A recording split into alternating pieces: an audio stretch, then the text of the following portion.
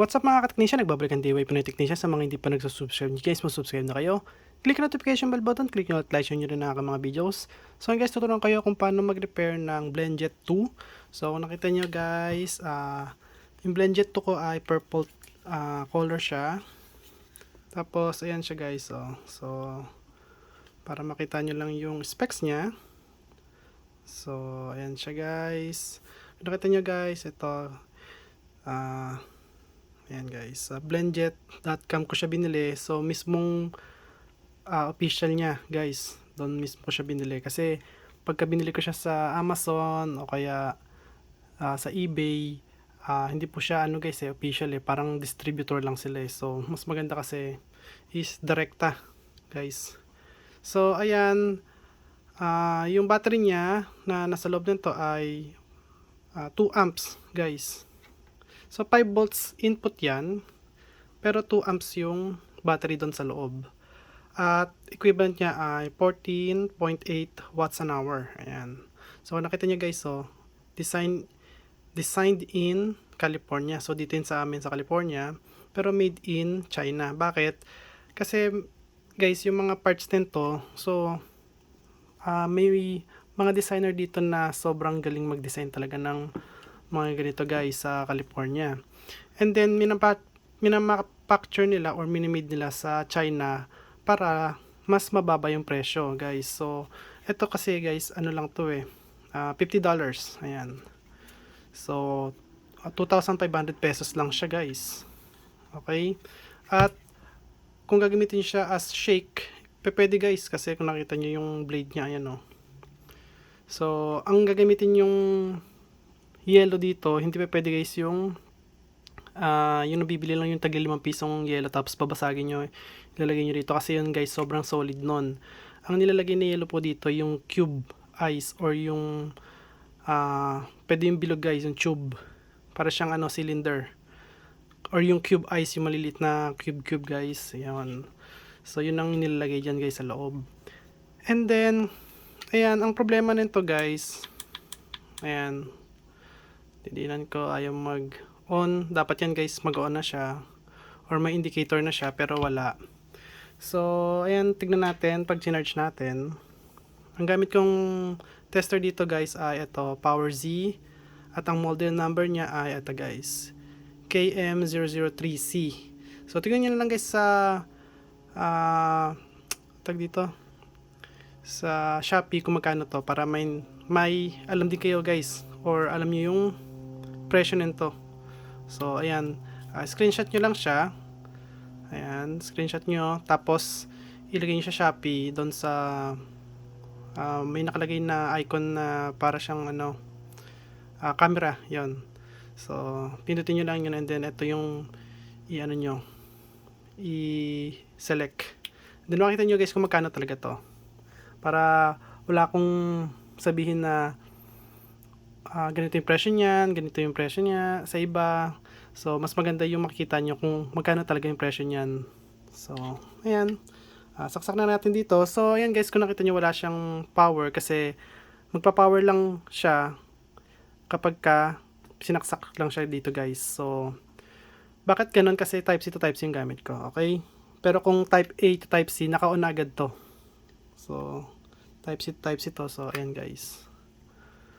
So ayan, nagka-charge naman. Pero kanina ayan guys, meron naman siya. Nagka-charge siya. At kung nakikita niyo guys, dyan ang charging niya ay ayan, 5 volts at 0.8 amps or 800 milliamps guys. Tapos ayan, maximum 4 watts, 4.2 watts. Pero ba't ganun? Ang problema niya, so makita niyo guys, pag inalis ko siya, ayan, mamamatay siya. Ayan So ang problema niya nito guys, ayan ayaw niya mag-charge. So pag inalis natin to, wala naman. Wala guys, ayaw niya talaga mag-charge. So ngayon guys, bubuksan natin to. Kailangan natin buksan. Pagbukas nito, kailangan nyo lang ng ito guys. So ito guys ay screwdriver. Kasi minus siya guys, ayan o, minus. So, ang plus ay screw Philip or Phillips screw. So, tanggalin lang natin to, itong rubber fit. Ayan, rubber fit. Or sa Tagalog ay gomang paa. Ayan. Or paang goma. Ayan, so ando dito guys yung ano niya guys, sa screw, ayan o. So ito guys, saktong-sakto na to rito. Ayan, sakto na yung haba niyan. Kasi hindi kakasya rito yung ano ko, yung electric screwdriver. Masyado nang mahaba.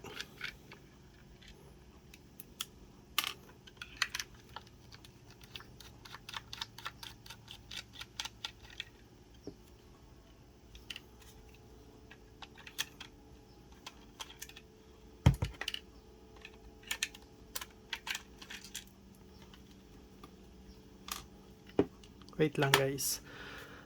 Baka kasi guys sabihin nyo sa akin din na, boss, try mo muna patagalin yung charge. So, patagalin natin mga 1 minute. Ayan, kasi baka nga mag-power siya.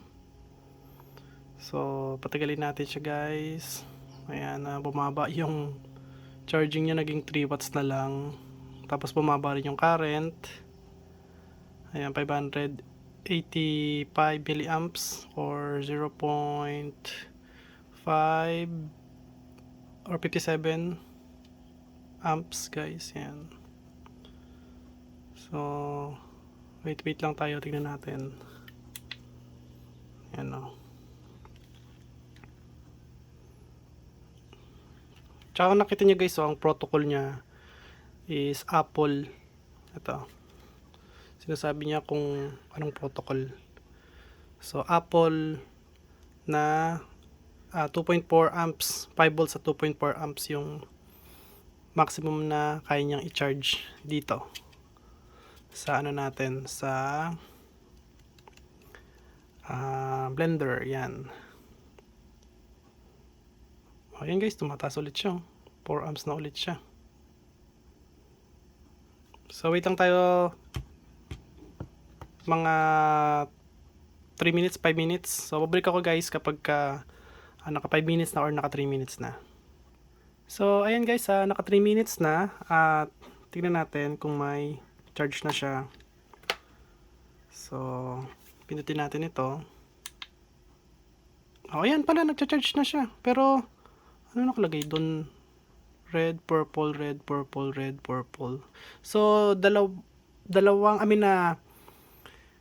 balit tagtatlong red tsaka tagtatlong purple. So una niya red, purple. So red, purple, red, purple, red, purple. So tingnan natin yung ano niyan dito, code. Kasi may code yan eh. So ito yung manual niya. So kailangan makita natin yung code. Yan, code ng error niya. So anong una niyan? Red, purple, di ba? So red, purple, flashing siya guys, flashing red, purple. So ito, zero charge, circle, flash. So ibig sabihin niyan, yung red at saka yung purple, magkasama siyang nagsi-circle flash. Okay? Magkasama siya na umiikot. So yun ibig sabihin ng 0 volts. So hindi naman yun eh. Okay? So hindi rin naman to. Flashing red lang to, guys. 'Di ba? Ito naman solid red. Ayan, nakikita natin is flashing red, purple. So 3 beses siya nagaganon. Pagdating naman dito, wala naman dito kasi wala na, guys. Hindi niya sinabi kung ano yung ang error nun. So, ang tawag po doon sa error na yan guys ay red purple death na po yan. So, ibig sabihin nun may sira yung nasa loob. So, yun po ibig sabihin yan. Kaya hindi nila inilagay yung ganyang error. Kasi tawag dito, pag nalaman ng customer na may ganong error sa loob ng blender or sa loob nitong ano natin, unit. Baka hindi na guys sila magbilihan. Okay? So kaya wala siya rito. Ayan o. Iba talaga tong circle red purple na to eh. Ang sa atin kasi flashing siya guys eh. Alternate flashing na 3 times. So red purple death. Red purple of death. Yan tagin guys. So ayan, at nabuksan na natin siya.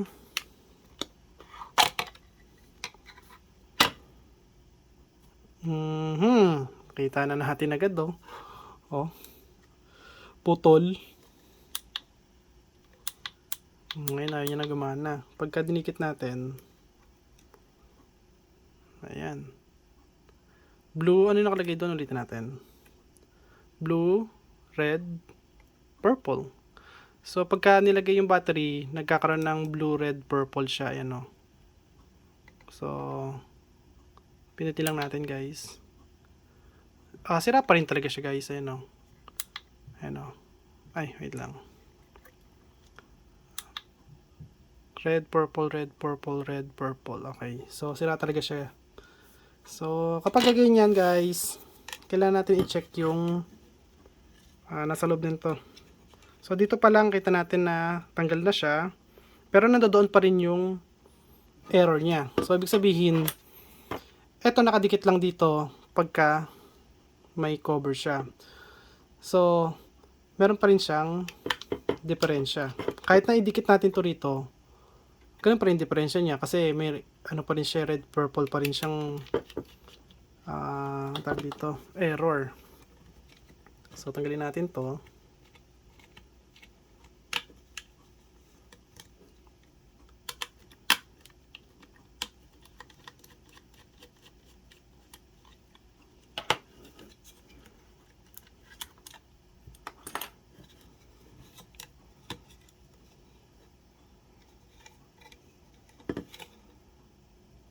Bahol. So, tatanggalin ulit natin to guys. Ito. Ayan. Tsaka, ito. Tatanggalin din natin yan. Meron pa pala dun. Ayun, sa loob. So, ayan guys. Hindi kakasya to. Masyadong makapal to.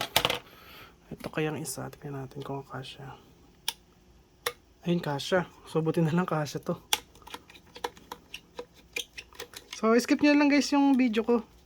Kasi nagtatanggal pa ako dito ng mga screw. Ayan.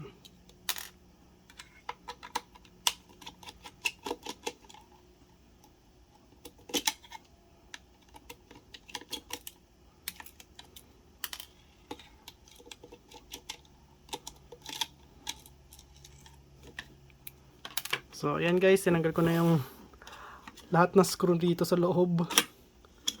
Ayun pala. Okay. So, ang ganda ng makina niya. Brushed motor siya, pero quality to guys. Oh, ano nyo? Oh. Iba talaga pagka ang nagdi-design galing dito sa California guys. Kasi, yun nga, ang pag-design nito, sigurado nasa SolidWorks. Mga ganyan. O kaya nasa Fusion 360. So, yung sinasabi ko na yun guys, nasa app po yun. Application ng desktop. Okay? So, paano ba to? Oops, tanggal na to. Okay. So, ayan. So, yung ganito guys. Wait lang ha. So, tignan mo natin yung battery nga. Tignan natin yung battery kung may diferensya.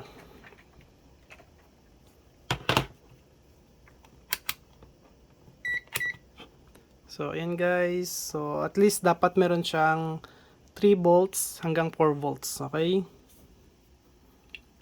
So, ayan. Tignan natin guys. Wala. Ito may putol pero walang voltage guys. Oh. Ito sa kabila.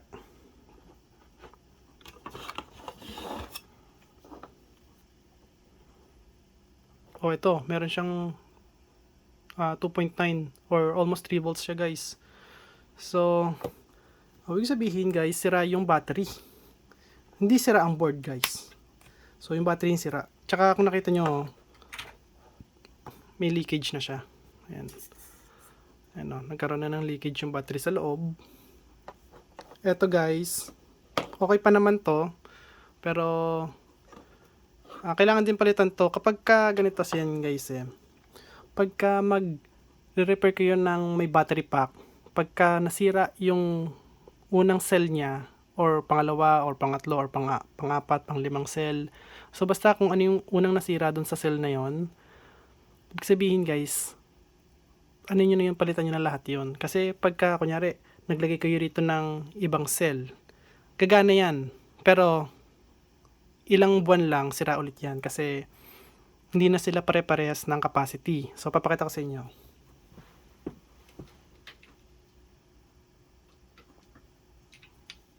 So, eto guys. Wait lang. So, etong sa akin, meron akong 29,965 at saka 66. So, eto guys, almost magkapare silang capacity. Ngayon, kunyari, ayan, sira to. Tapos, ang gagawin ko lang, papalitan ko lang eto. So, ngayon, makikita nyo, 2,900. Sorry guys, parang pagkakasabi ko, 9,000, diba? Pero, sorry guys. 2,900 yan. So, 2,966 at saka 65. So, yun nga. Pagka pinalitan ko to rito, so, kunyari napalitan ko na siya rito, etong cell nito, or yung battery natin ay, eto lang siya guys. 2,000 amps an hour. Ayan. Okay? So, mataas ng 900 to kesa dito. Ngayon, pagka nag-charge siya, ang unang magpo-full charge, eto guys. Bago pa to ma-full charge. Ang mangyayari, iinit to, mamamatay to guys. Ganun po ang nangyayari sa mga lithium ion guys. Magkaroon man siya ng dito, active balance or yung BMS, ganun pa rin guys mangyayari. So, kailangan almost magkapantay sila ng capacity. Katulad nito. Magkapantay sila capacity. Kaya nga nung inayos nila to rito or binuo nila to rito, kailangan alam nila na pares sila ng capacity. Tignan nyo, hindi sila nagbigay ng 3,000. Pares yan guys, 2,000. Oh. Diba?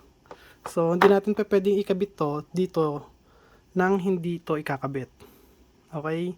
Kailangan sabay silang kakabit yan. Tatanggalin ko yan, kakabit ko rin to. So, papakita ko sa inyo guys kung paano siya ikabit. Okay? So, ayan guys, babalik ako kapag ka nandito na yung K-weld na spot welder. So, wait lang guys, babalik ako. So, ayan guys, dito na yung K-weld spot welder. So, napakalit niya lang guys, oh. Isang kamay lang siya. At, gagamitan ko ng type C guys, para sa charging. Ayan, so 20 volts siya. Ayan, kung nakita nyo guys, so 20 volts. Mababa lang yung current, pero habang tumatagal yan guys, tataas po yan kapag ka mapo-full charge na to. So, papakita ko sa inyo guys, so nasa 0.5 amps siya at 11 watts lang siya guys, diba? So, mamaya pagka magpo-full charge siya, papakita ko sa inyo. Pero bago yon, syempre, tanggalin natin to. So, mahaba-haba yung video natin kasi mas maganda i-process to ng maayos. So, pagka magtatanggal kayo ng ganitong nickel plate na tag dito, nickel plated na tab, ayan, oops, wala na guys, sasira na. Gusto ko nga siya na ano lang na maayos pero wala tayong magagawa, masira at masasira talaga siya. So, ayan, tanggalin lang natin tong mga leftover. Ayan. So, kung nakita nyo guys nilagyan ko siya ng mark ito. So, alam kong negative to. So, positive, negative, tapos positive, tapos yung isa itong naputol, negative. So, And guys, wala tayong choice kundi tanggalin siya. Ayun na guys, nagbukas na yung ano natin, cable. So, gilid muna natin to. Ito guys, doble-doble yung ano nito. Ayun o, doble, ayun o. So, tatanggalin natin siya ng sabay. Kapag ganitong doble naman guys, ang pag-welding nito, hindi pa pwedeng isabay nyo siyang mag-welding or isabay nyo siya na spot weld. Kasi, tag dito. Mangyayari dyan guys ay, isa lang guys nakadikit sa battery. So, kailangan pag-iwalay natin yan. Ayan. So, pinag-iwalay ko na siya. So, alisin ko lang to guys. Alisin ko yung excess para malinis.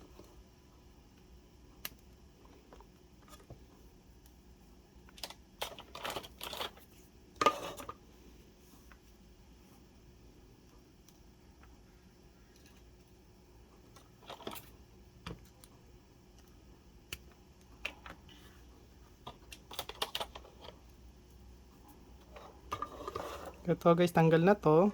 So, babalatan na lang natin to guys. Kasi ito rin yung gagamitin ulit natin guys eh.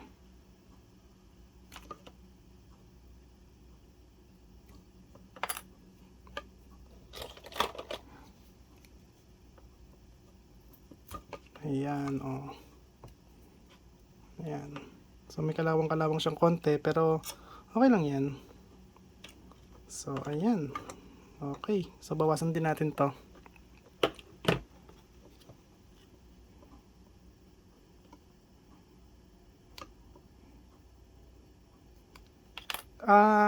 Baka tanongin nyo rin ako kung worth it to na i-repair. Sa akin guys, worth it kasi may battery ako. Pero sa iba na walang battery na pang-replace, hindi po to guys worth it kasi may kamahalan kasi yung battery, lalo na mataas na yung capacity ng battery. So, yon. At malinis na to. Ito okay naman to. So, yun guys, at papakita ko sa inyo yung ano niya, yung charging ngayon. So, nakita nyo guys. Ayan guys, oh. Pansinin nyo. Ayan. So, ang charging niya ngayon ay 1.9 amps. Tapos, nasa 38 watts na siya guys, oh. So, ang charging niya, ang nangyayari, kapag mababa yung voltage, mababa lang din yung charging current niya. And then, kapag tumaas yung voltage niya, sumasabay na yung amperes guys, or yung current niya. Ang ibig kong sabihin na tumataas yung voltage, pag tumaas ng voltage nitong capacitor or yung output niya, tumataas na rin yung current. And then kapag na-reach niya yung 12.6 volts, kasi nakaset lang to sa 12.6 volts, ang mangyari ngayon, yung current niya bababa naman. Okay? Pagka ano na siya guys, nasa 12.6 volts. Okay? So, ilang voltage na ba to? Okay. So, 8.9 volts. So, babalik ako guys kapag 12.6 volts na siya. So, ayan guys, 12.4 volts na siya. At kung nakikita nyo dito, ayan guys, so pagka 16 yan, babagsak bigla yan yung current. Ayun, bumagsak bigla. Nakita nyo guys, bagsak agad siya. Ganun po yung pag ano niyan guys, pag charging niya. So, para siyang naka-program, ganun. So, nakita nyo, pagka 60 watts dito, biglang bagsak yung amperes dito. So, ayan guys, at least alam nyo lang kung paano to mag-work. At ayan guys, tignan natin kung gumagana siya. Okay, nagana. Ito guys, kailangan natin ilagay sa 10 joules. Ayan guys, 10 joules na siya. So, energy is equals to 10 joules. Ayan. So, baka ano rin kayo, mag-comment kayo bakit tinanggal yung yung kalawang. So, tanggalin natin yung kalawang, guys.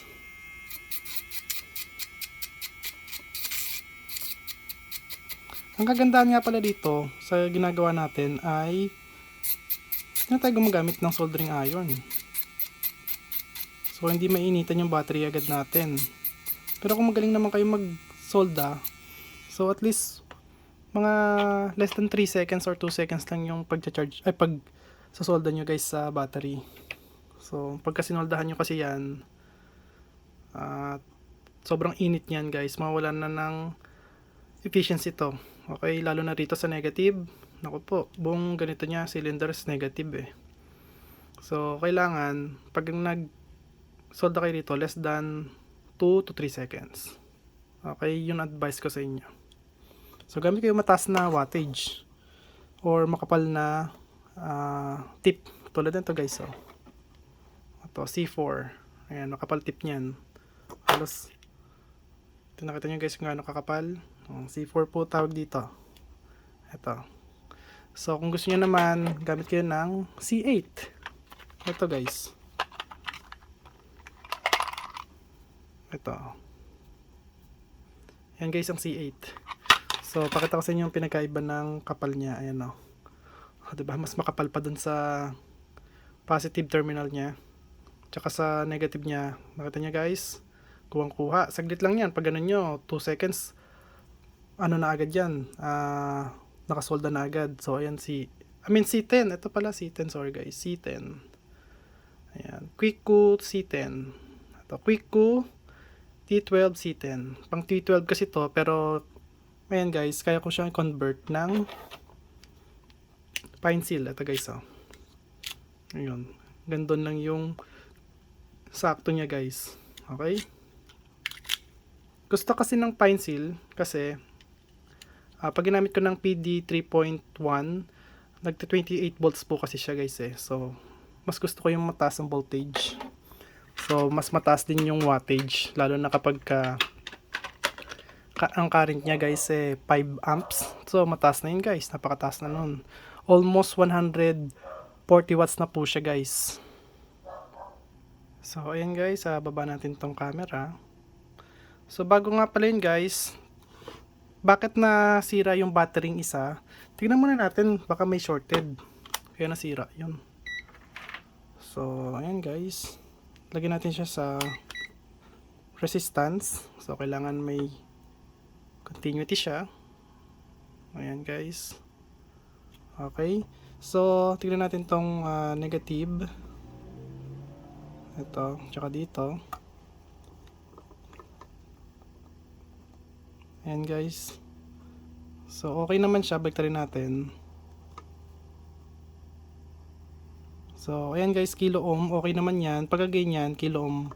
Okay yan. Pero kapag ka-ohms na lang siya, ibig sabihin may problema siya. Pero ayan guys, so, ang taas ng ano niya, kilo ohm siya. Okay lang yan. Okay. So, ibig sabihin talagang nasira lang yung battery niya guys. So, ayan guys. At weld na tayo. So, ang i-weld ko muna rito guys ay ito, sa negative muna tayo. So, ayan siya guys. Welding time na tayo. Or spot weld time na tayo guys.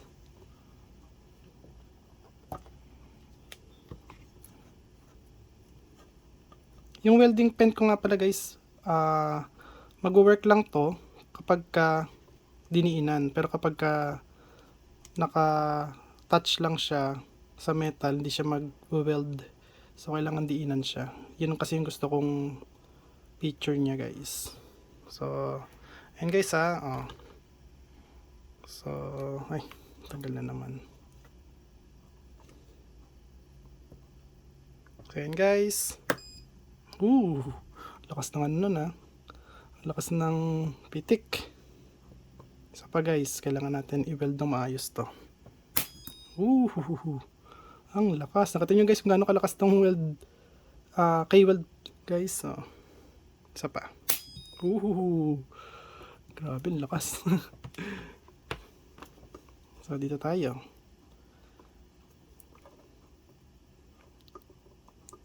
So, ayan guys ha.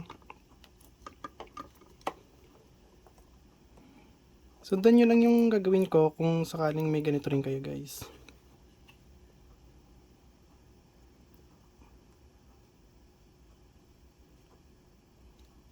Three, two, one. Uy, puti walang spark. Tsaka guys, kailangan naka kayo ha, yung protect para sa mata nyo ha, kasi nag-spark siya. Ayun, lakas, grabe. Isa pa.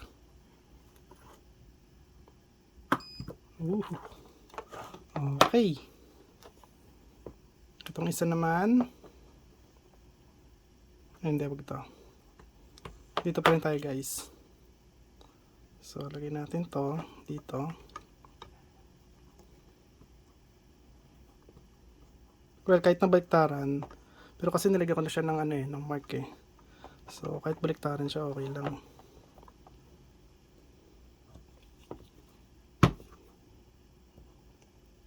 Yan guys. Isa pa.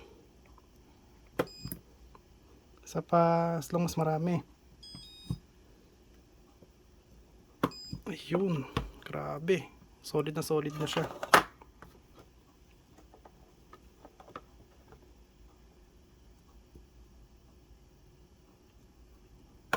Uy, nag-spark. So, tignan nyo guys ha. Zoom in ko. Yan. Galing. Isa pa. Ayun, grabe. Ito naman.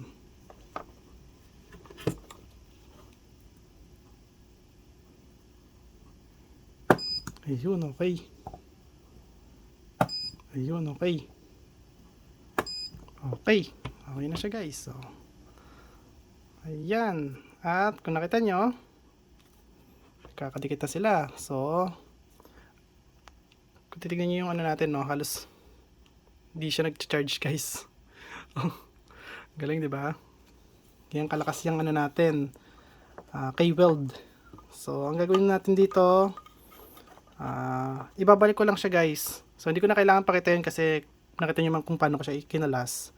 So, kung ang pagbalik niya is, ganun lang din ang pagbalik niya guys. Okay? So, babalik ako kapag nakakabit na siya na guys.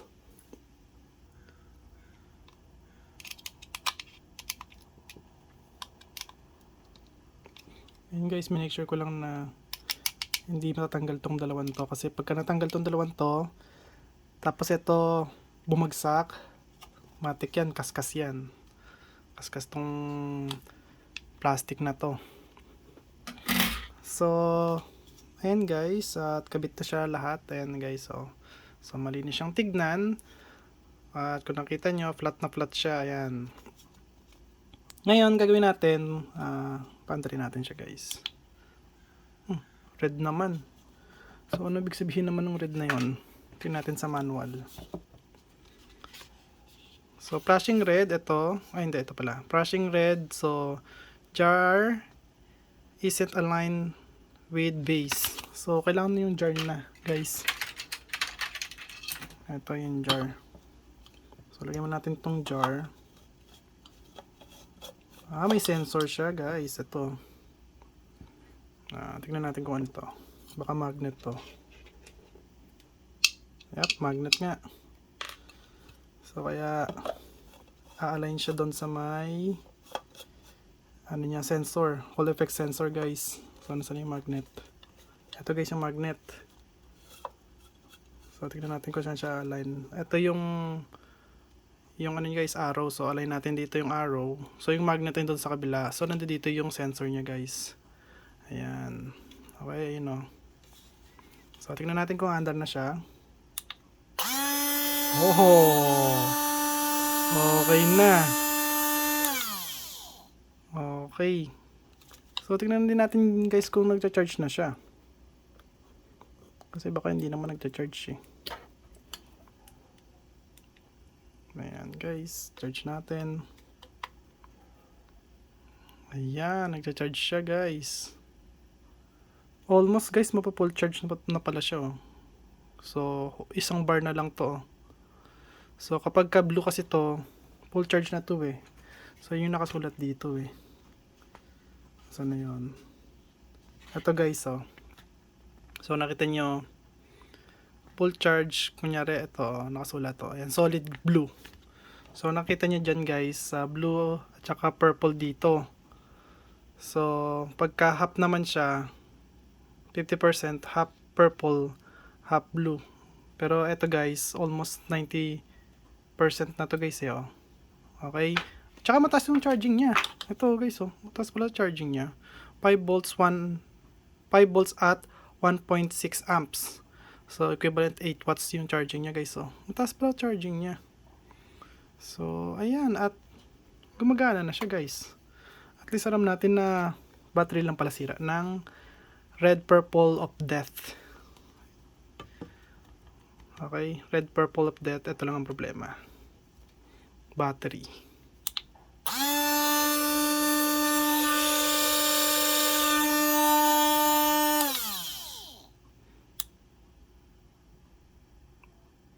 Ito yung lock. So pagka ganyan, flashing violet. Ayan o, lock siya guys. So hold nyo lang para ma-unlock siya, yun o. Nag-unlock na siya. So ayan, blue means full charge. Okay. Double click natin. Ano yun? Pulsing yun sigurado. Ayan. Kung gusto lang natin siya i-on. Ayan o. Double click ulit.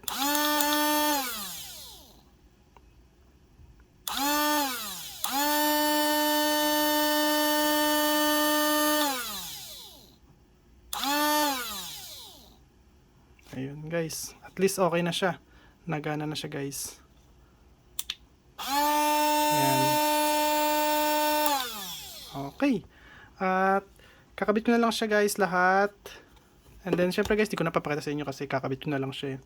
So ayan guys, at kung nagustuhan nyo ang video ko, huwag kalimutan mag-like, share, subscribe. Click notification bell button, click nyo all guys. Bye. Peace.